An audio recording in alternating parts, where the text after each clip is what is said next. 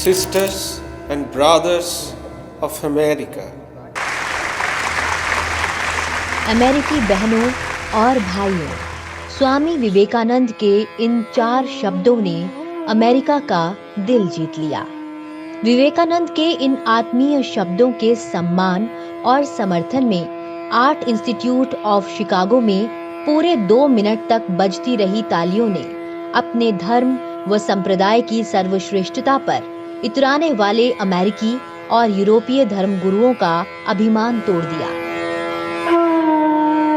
11 सितंबर 1893 भारत से पहुंचे एक युवा सन्यासी ने ज्ञान से भरे तेजस्वी ओजस्वी भारत से दुनिया का साक्षात्कार करवाया। 11 सितंबर को स्वामी विवेकानंद ने हिंदुत्व पर विस्तृत व्याख्यान दिया। I am proud to belong to a religion which has taught the world both tolerance and universal acceptance. We believe not only in universal toleration, but we accept all religions as true. I am proud to belong to a nation which has sheltered the persecuted and the refugees of all religions and all nations of the earth.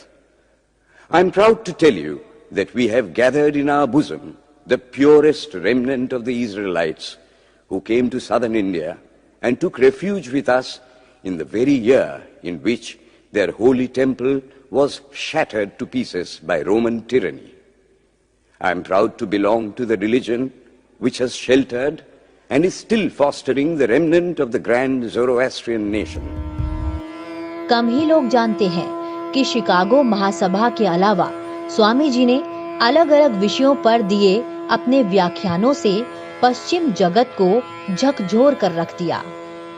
20 सितंबर 1893 अपने भाषण में स्वामी विवेकानंद ने ईसाइयों की आलोचना करते हुए कहा कि आप जितने प्रयास लोगों का धर्म बदलने के लिए करते हो, उतने प्रयास उनका पेट भरने के लिए क्यों नहीं करते हो।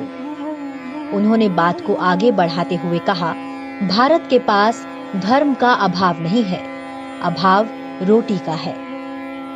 27 सितंबर को जब सम्मेलन का समापन हुआ तो स्वामी जी ने धार्मिक एकता पर बल देते हुए 2 टूक कहा कि किसी एक धर्म की विजय बाकी सब धर्मों के विनाश से सिद्ध होगी तो ये असंभव है। भारत का एक संत सपूत 125 साल पहले संपूर्ण भारत की आवाज अमेरिका में बुलंद करता है। 11 सितंबर 1893 को अमेरिका के शिकागो की धर्म संसद में दिए गए अपने भाषण में भारत की मजबूत छवि पेश करता है। नतीजा सामने है।